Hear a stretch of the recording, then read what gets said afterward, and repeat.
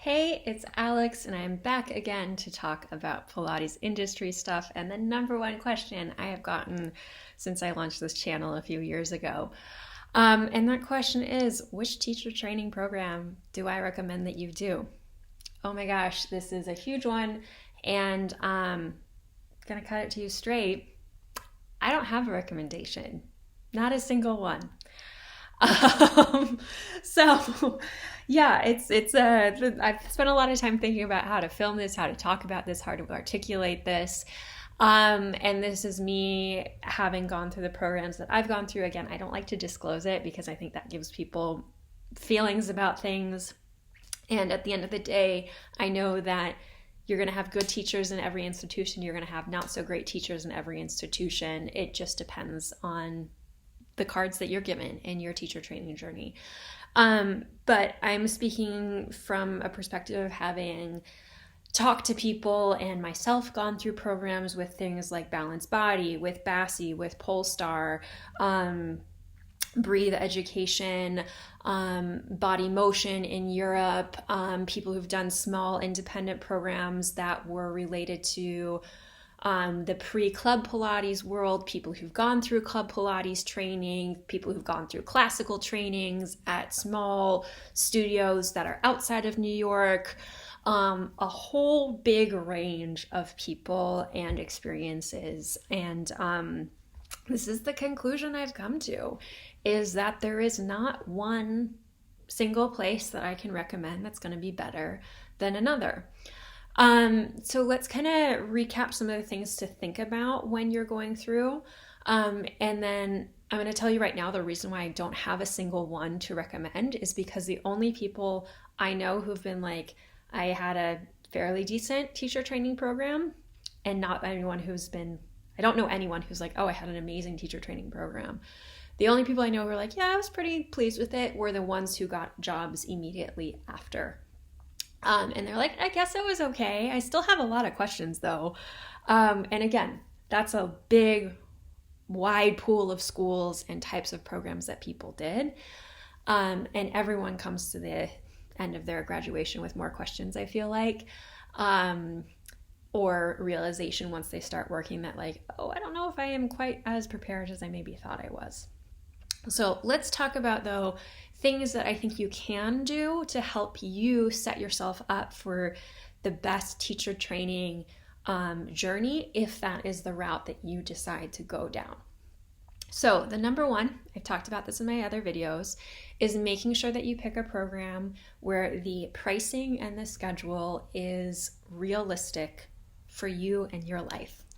Really, really simple. If you are comfortable spending $10,000 for a program, cool, do it. If the schedule works for you. If you're like, man, I don't feel comfortable doing that right now, I only feel comfortable spending $5,000, and there's a program for $5,000, great, do it. If you're like, nope, don't have that, I'm only comfortable doing a program for $1,000, okay, do that. That's probably going to be a MAT certification. I truly feel this is something that's very overlooked. There's a conversation about like, yeah, you have to invest money to get a good program. I do believe that you are going to get what you pay for at the same time, generally in life, not just in Pilates, but generally in life. But at the same time, I do think that there's often, in our society in general, this feeling that we need to maybe put out more money than we're actually initially comfortable with the hope that that will be an investment that will pay off. In the coaching world, like self-development, business coaching, I know this is a big topic right now, which is really cool to see that people are discussing it and the ethics behind it. But across the board, I think this is an issue. So make sure the pricing is realistic and it works for you, and the scheduling works for you. You can check out the other videos about things to be aware of when you're planning that schedule out. But that's number one. Number two, I would say, is go into teacher training, and this is key, knowing you're going to have to go look other places to evolve your journey as a teacher. not even your journey, what's the word I'm looking for? Your evolution, your skill set, your knowledge as a teacher. And again, this is something I haven't seen anyone from any of the big or small schools do. If it's out there, I'd love to know about it, but I haven't seen it or heard of it being done.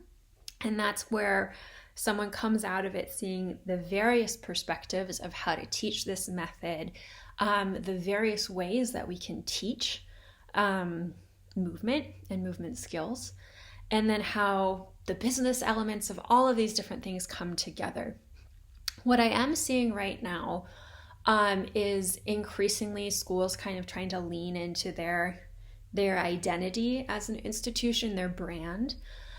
So whether that's they're talking about, we are an institution for rehabilitative Pilates, that would say be Polestar, is a little bit more like that. Or we are teaching the true Pilates, which is a term I'm seeing increasingly kind of thrown around. Or we are science-based, or like all of these different things, and everyone's kind of trying to show their angle. I kind of say take it with a grain of salt.